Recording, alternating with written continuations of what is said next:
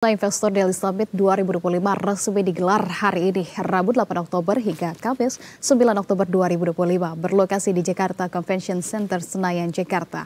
Mengusung tema New Economic Order, pemirsa, IDS 2025 akan mengupas arah transformasi besar dalam tatanan ekonomi domestik maupun global agar stabil, adaptif, dan berdaya saing. Sejumlah pembicara penting pun turut hadir, diantaranya Menteri Investasi dan Hilirisasi sekaligus CEO Danantara Rosan Roslani.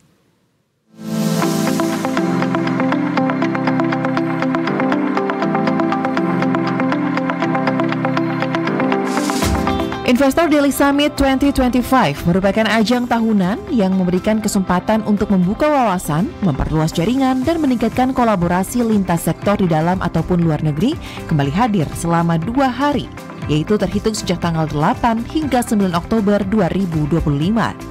Dengan mengusung tema New Economic Order, IDS 2025 akan mengupas arah transformasi besar dalam tatanan ekonomi domestik ataupun global agar lebih stabil, adaptif, dan berdaya saing.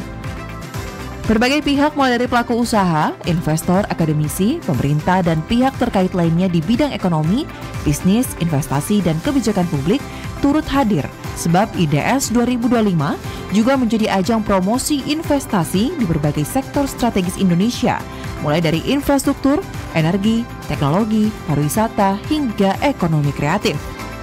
Forum ini sejak awal didedikasikan untuk menggali dan menata kembali arah ekonomi nasional, berbicara tentang investasi, pertumbuhan, dan masa depan negeri.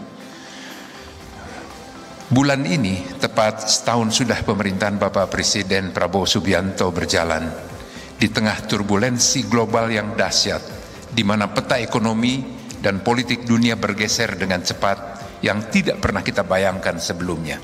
Dan Indonesia dengan kekuatan sumber daya, posisi strategis, serta visi besar kepemimpinan nasional memiliki kesempatan untuk menjadi pelaku utama, bukan sekedar penonton.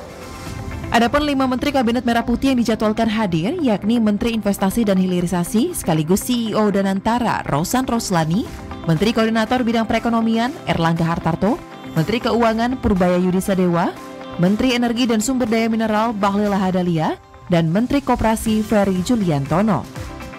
Dalam kata sambutannya, CEO Danantara Rosan Roslani menyampaikan apresiasi dan menilai banyak hal positif yang dilahirkan dengan perhelatan Investor Daily Summit 2025 bagi semua pihak terkait, apalagi tema yang dipilih merupakan tema yang sangat relevan dengan kondisi perekonomian nasional serta global.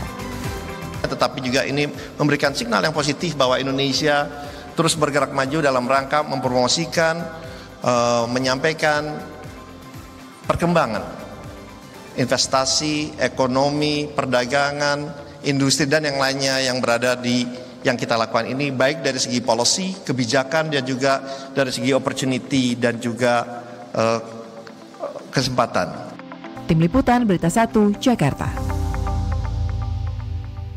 Dan pemirsa, untuk memperbarui informasi terkini kita sudah terhubung dengan jurnalis Berita 1 sudah ada Zulfakar dan juru kamera Adi Suherman langsung dari gelaran Investor Daily Summit 2025 di JCC Senayan, Jakarta.